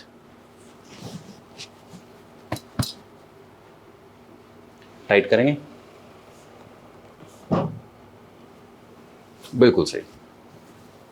एंड नाउ ये जो गांठ लगी हुई है, ये हमारे पास्ट का कोई एक इंसिडेंट हो सकता है, कोई एक मेमोरी जो मुझे नहीं पता, किसी को बताने की जरूरत भी नहीं है, जस्ट थिंक अबाउट दैट, ठीक है? आप राइटी हैं या लेफ्टी हैं? राइट। राइटी हैं, okay. Can you feel the not? Yes. Right, okay. Give me your right hand, hold it like this. Okay, give it to me. In fact, you can hold it like this between your fist, okay? And now हाथ यहाँ रख लीजिए आराम से, relax करके, ठीक है? Close your eyes. और वो जो भी एक चीज़ है जिसको आप फील कर रहे थे, जो नेगेटिव इमोशन को, जिस भी चीज़ को आप फील कर रहे थे, फील कीजिए कि उसका वेट इस वक्त यहाँ पे इस हाथ में है। वो इमोशन सारा आपके हार्ट से, आपके चेस्ट एरिया से, आपके माइंड से रिलीज होके शोल्डर से होते हुए यहाँ पे आ गया है, और ये हैवीनेस इस वक्त आपके हाथ में आ गया, आपकी कलाई में आ गई। और एक पॉइंट ऐसा आएगा जब वो इमोशन डीपली एंड स्ट्रांगली यहाँ पे होगा, आप इस हाथ को रिलीज करने, उठाने की कोशिश करेंगे और ये थोड़ा हैवी फील होगा। इनफैक्ट ये इतना हैवी होगा कि आप इसको उठाने की कोशिश करेंगे मगर ये और ज़्यादा हैवी होता जाएगा। पर हाथ को थोड़ा उठा के देखिए, आपको और ज़्यादा हैवी फील होगा। It's difficult, right? You are not able to lift it. Yes. अब अपने लाइफ में कोई भी एक अचीवमेंट उठाइए जो आपने लाइफ में अचीव किया है। कुछ ऐसी चीज़ें जिन पर आप बहुत प्राउड फील करते हैं, कुछ ऐसी चीज़ें जिनके प्रति आप बहुत धन्यवादी हैं, जिनके प्रति आप बहुत ज़्यादा ग्रेटिट्यूड फील करते हैं। लाइफ, पार्टनर, बच्चे, फैमिली, अचीवमेंट्स, एवरीथिंग। एंड वो सारी अचीवमेंट्स के जो इमोशन हैं वो अब रिलीज हो रहे हैं और आपके शोल्डर से होते हैं और इस हाथ की तरफ आ रहे हैं। That's right. And it's a wonderful experience, right? See Yeah. How easy it is. और आपको पता है कि वो जो इमोशन ना सिर्फ यहाँ से रिलीज हुए हैं, ना सिर्फ वो जो मन में गांठें थी वो खुली हैं। Check this hanky. Oh my God. ये कैसे हुआ? ये मेरे कोर्स में है ये ट्रिक। अब आप देखिए ये सिंपल मैजिक ट्रिक ये हम टीचर्स को करनी चाहिए, सोचो जो ना। बच्चे एंजाइटी Yes. डिप्रेशन में हैं। एंजाइटी, बच्चों को कोई नेगेटिव बिलीफ है कि मेरा Yeah. मेरा मैथ में नहीं दिमाग चलता जी, मेरे को बाकी तो सब समझ में आता है जी। तो इम्प्रूवमेंट होगी। हाँ, अब आपके पास एक टूल है। आपका कोर्स कब शुरू होगा? मेरा रिकॉर्डेड कोर्स है, you can by any time. ये एक टूल है। अब आपको देखना है आप इसको कैसे प्रेजेंट करोगे। मैंने आपको एक कमाल की चीज सिखा दी हाँ। कि एक नेगेटिव प्रॉब्लम को इस गांठ से अटैच करो और इस बोलो कि ये गांठ रिप्रेजेंट करती है उस प्रॉब्लम को, और फिर उस इंसान के हाथ में पकड़ाओ और उसके इमोशंस को रिलीज कराओ। चाहे आप अफर्मेशन कराओ, चाहे आप आई एम पॉजिटिव बोलो, कुछ भी हो। एक्चुअली आचार्य जी एक स्कूल चला रहे हैं, बीबी पानी जी स्कूल ऑफ सक्सेस अच्छा जी, जिसमें हम बच्चों को फ्री गाइडेंस और कोचिंग दे रहे हैं। तो बट आचार्य जी का फोकस है कि बच्चों को मेडिटेशन भी आना चाहिए। तो there is a meditation room in our coaching centre, तो उसमें मैं ये एक्टिविटीज भी करवा सकती हूँ। बिल्कुल करा एंड सकते हैं। इज इट मैंडेटरी कि मेरे को उसके लिए उनको त्राटक एंड ऑल करवाना? नो, नॉट एट ऑल, कुछ नहीं। Because we are doing that practice. आप करा सकते हो। अच्छा देखो क्या है कि जैसे त्राटक आपने नाम लिया, त्राटक अपने आप में षटकर्म का पार्ट है। त्राटक जो है वो हठ योग प्रदीपिका, जो पतंजलि योग सूत्र है उसका एक सेक्शन है हठ योग प्रदीपिका, और उसमें षटकर्म जो एक प्रोसेस है, जो शुद्धिकरण का तरीका है, 6 तरीके महर्षि पतंजलि ने उसमें बताए हैं। सो हठ योग प्रदीपिका जो है उसमें त्राटक एक तरीका है, उसके साथ वस्ती एक तरीका है। What is the process of tratak? तो मैं इसी पे आ रहा था कि त्राटक हर किसी के लिए नहीं बना है। अगर किसी की प्रवृत्ति उग्र है, किसी की पित्त स्वभाव है, या किसी का वात स्वभाव है, किसी की प्रकृति जो है वो ऑलरेडी हीट वाली है, तो उसके लिए त्राटक नुकसान दे सकता है। क्यों दे सकता है नुकसान? क्योंकि आंखों पे स्ट्रेन पड़ेगा। अब आप ज्योति त्राटक कर रहे हो या बिंदु त्राटक कर रहे हो, बिंदु त्राटक कर रहे हो तो आप सिर्फ उसको 2 से 3 मिनट 4 मिनट आपसे अभी त्राटक के ऊपर लूंगी कि त्राटक क्या है, किनको करना चाहिए, और क्या प्रोसेस है कि ज्योति पे करें या फिर बिंदु पे करें। मेरा मानना ये है कि अगर बच्चों को या किसी को भी त्राटक करना है, सबसे पहले तो त्राटक जो है आपको सुबह उठने के बाद या रात को सोने से पहले करना चाहिए, ताकि आप रात को सोने से पहले करेंगे तो बेस्ट है, ताकि उसके बाद आप आंखों को पूरा आराम दे पाएं। One thing. सेकेंड थिंग, आंखें उसके बाद आप धो लें, आंखें थोड़ी शांत हो जाएं, ठंडे पानी से धोएं, आंखों की केयर करें। तीसरी चीज जो है, त्राटक ज्यादातर अगर आपको करना है तो बिंदु त्राटक करो, आप ज्योति त्राटक पे इंस्टेंटली मत जाइए, क्योंकि ज्योति त्राटक हमारा बेसिक त्राटक है कि हम पेंसिल पकड़ा रहे हैं बच्चों हाँ, को। उससे वो फोकस एक्सरसाइज बोल सकते हैं हम उसको, एंड दैट्स अमेजिंग, वो आप करा सकते हो। पर किसी को भी मैक्स 5 मिनट बस, उससे ज्यादा नहीं, क्योंकि आंखों पे स्ट्रेन पड़ता है। अब उसका जो आंखों की कोड्स हैं वो कैसी हैं, किसी की आंखें वीक हो सकती हैं, किसी की आंखें अच्छी हो सकती हैं, किसी की आंखों के लिए इतना स्ट्रेन सूटेबल है, किसी के लिए नहीं सूटेबल है। सो 3 से 5 मिनट बिंदु त्राटक इज इनफ। इसके अलावा बच्चों को माइंडफुलनेस प्रैक्टिस कराइए। Like? त्राटक के साथ साथ ब्रीदिंग पे ध्यान रखने के लिए बोलिए। अच्छा जी। तो उससे क्या होगा, वो एक जगह पे स्टेबल रह पाएंगे। अभी मान लो कुछ दिनों की ट्रेनिंग के बाद आंखें तो स्टेबल हो गई, आंखें घूरे जा रही हैं कैमरा को, दिमाग में कुछ और चल रहा है। सो थॉट्स को एक जगह पे लाने का तरीका क्या है? माइंडफुलनेस का सीधा मतलब है कि आप जो कर रहे हो वहां पे प्रेजेंट होना। तो दूसरा तरीका है ब्रीदिंग। ब्रीदिंग आपको हमेशा प्रेजेंट में रखती है। आप कभी पास्ट में सांस नहीं लेते, फ्यूचर में नहीं लेते, ब्रीदिंग में प्रेजेंट में लेते हो। सो ब्रीदिंग आपको प्रेजेंट में रखती है।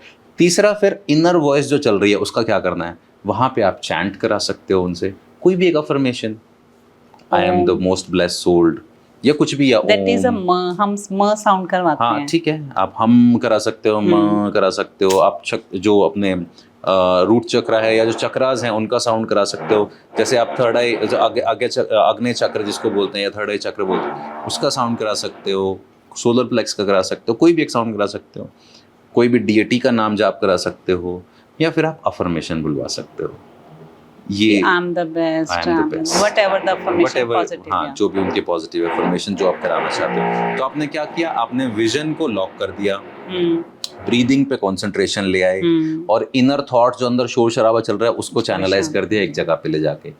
आप बॉडी अपने आप ही शांत हो जाती है उस अवस्था में। सो त्राटक इस तरह से किया जाए तो बहुत अच्छा रिजल्ट आता है। ये फॉर ऑल है कि for particular age, for the student on? I feel सबके लिए ही है। बाकी जो त्राटक साधना की तरह त्राटक करना चाहते हैं, फिर साधना के अलग नियम है, क्योंकि वो 6 षट कर्म जो है उसमें और 5 पार्ट भी हैं, उसमें वस्ति क्रिया भी है, उसमें भस्त्रिका भी है, उसमें कपाल भाति भी है, उसमें वो सारे पार्ट हैं जहाँ पे आप अपने आप को ब्रीदिंग से भी फिल्टर कर रहे हो, आप वस्ति क्रिया से भी अपने आप को it's a filter. 1 hour process nearby अगर नहीं, हम- वो योगियों के लिए बना है, वो सबके लिए नहीं है। अच्छा, ज्योति त्राटक या त्राटक साधना वो उनके लिए है कोई भी जिनको पर्सन योग का डायरेक्ट अभ्यास ज्योति है। त्राटक नहीं कर नहीं सकता। करना चाहिए, नहीं करना चाहिए।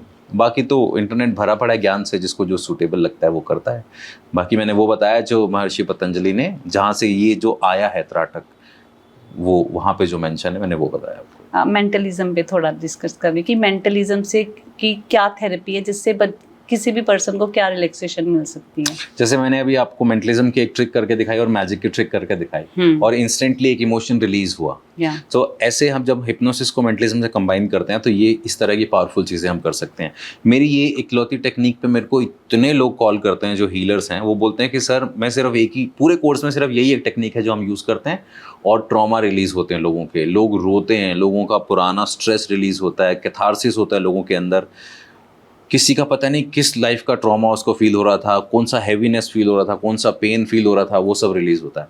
सो मेंटलिज्म को या मैजिक के इन ट्रिक्स को अगर आप इस तरह से अलाइन करके कंबाइन करके तो बहुत पावरफुल रिजल्ट आते हैं। तब स्ट्रेस, डिप्रेशन, एंजाइटी, पास्ट के traumas, fear, phobias, worries, over thinking, negative thinking, ये इस तरह की सारी चीज़ों को आप ठीक कर सकते हो। कोई आदतें डेवलप करनी है, पॉजिटिव हैबिट डेवलप करनी है, पॉजिटिव एट्रीब्यूट कोई डेवलप करना है, वो सब उसमें हेल्प मिल सकती है। फोकस, कंसंट्रेशन, इस सब में हेल्प मिल सकती है। मेमोरी शार्प करना, ये सब करना, इन सब में हिप्नोथेरेपी के जरिए माइंड को प्रोग्राम किया जा सकता है, पैटर्न्स को रिक्रिएट आपके किया जा कोर्स सकता में है। हम एक 1 टाइम कोर्स से ये पूरा प्रोसेस भी कैन लर्न। बिल्कुल सीख सकते हो। अब मैं एक काम और कर देता हूँ अपने आपके, आप मेरे फोन का पासवर्ड बता सकते हैं?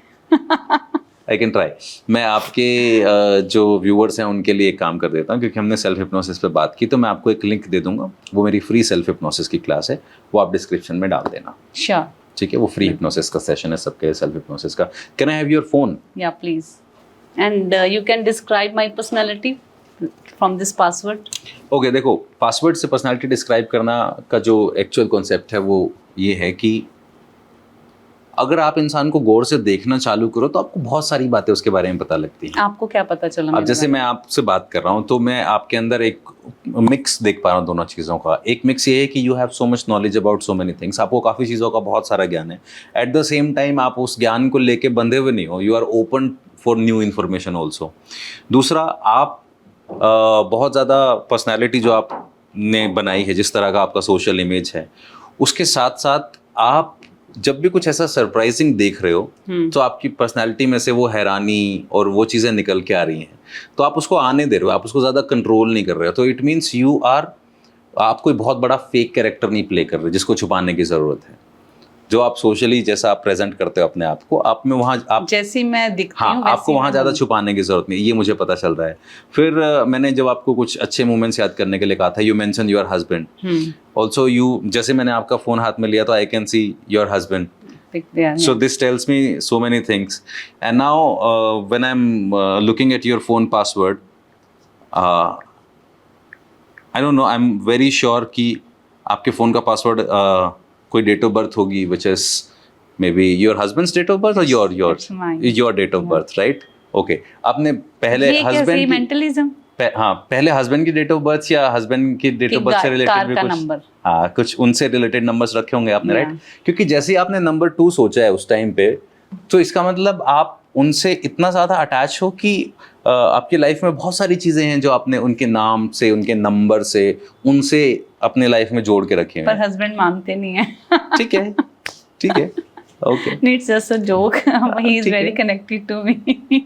राइट नाउ अभी मैम कवर कर रही है ना। खैर, ये सब नोक-झोंक चलती रहती है। सो अब ये बात मुझे समझ में आ रहा है। Now when I am looking at you, तो मुझे ये समझ में आ रहा है कि you come from a background जहाँ पे आपने जहाँ अपॉर्चुनिटीज़ आपके सामने रही होंगी, बट किसी ना किसी कारण से कुछ अपॉर्चुनिटीज़ मिस हुई होंगी, जिनको आप अब इस फेज़ में आने के बाद फुलफिल कर रहे हो, उन अपॉर्चुनिटीज़ पे काम कर रहे हो, या वो अपॉर्चुनिटीज़ या वो मिसिंग ड्रीम्स को अब आप उन पे काम कर रहे हो। All credit goes to my husband. See तो ऐसा नहीं है कि बहुत टफ चाइल्डहुड रहा होगा या बहुत ही, मेरा थॉट ये है कि अगर माँ बाप चलना सिखा रहे हैं ना एक बच्चे को, तो एक परफेक्ट हस्बैंड अपनी वाइफ को उड़ना सिखाता है. See, that's तो amazing. It's my thoughts about my husband. So now इससे अभी हमें एक बात और पता चली कि आप क्रेडिट देने से नहीं चूकते हैं, so you are very selfless in a way. So you are not I'm somebody not जिसको giving credit, but it's my feeling. जिसको हाँ मतलब you are not somebody जिसको हर दूसरी बात पे वैलिडेशन चाहिए. सो ये इससे ये भी पता चलता है हमें कि आप बहुत ही ओपनली इस बारे में बात कर सकते हो. But at the same time एक और अलग सा एंगल है, ये थोड़ा अजीब सा एंगल है. डू यू फील, आपको लगता है कि आपकी एक अपनी इंडिविजुअल आइडेंटिटी भी है बहुत स्ट्रॉन्ग विदाउट, जहाँ पे आपके हस्बैंड की प्रेजेंस ना हो? नहीं, मेरी नहीं है. सी, क्योंकि इतनी बार आपने उनका नाम लिया है, बार बार उनको क्रेडिट दिया है, उनकी प्रेजेंस को फील किया है, तो इससे बिकॉज इट्स ट्रू. मेरी ग्रूमिंग में मैं आज यहाँ बैठी हूँ, वो सब क्रेडिट गोज टू तो हिम. मैं मना नहीं कर रहा हूँ कि ये ट्रू है या फॉल्स है, मैं कह रहा हूँ कि डीप डाउन ये पार्ट है ना, आपको लगता है तो कि वो इसीलिए वो बार बार आई थिंक आ रहा है. यस, जैसे एक छोटा बच्चा कहता है मेरे पापा आएंगे ना, मैं पापा को बताऊंगा. सिमिलरली वो सेम इमोशंस हैं. तो अब ऐसी ही कोई सिमिलैरिटी आप अपने चाइल्डहुड में देखो. या तो ऐसा हुआ होगा कि आपके पिताजी was most like your husband, या फिर बिल्कुल अपोजिट रहे हों, ऑपोजिट. राइट? तो वो जितनी ग्रूमिंग, जो चीजें आपने वहां एक्सपेक्ट की थी एंड लकीली आपको यहाँ मिल रही हैं, that's why you feel complete.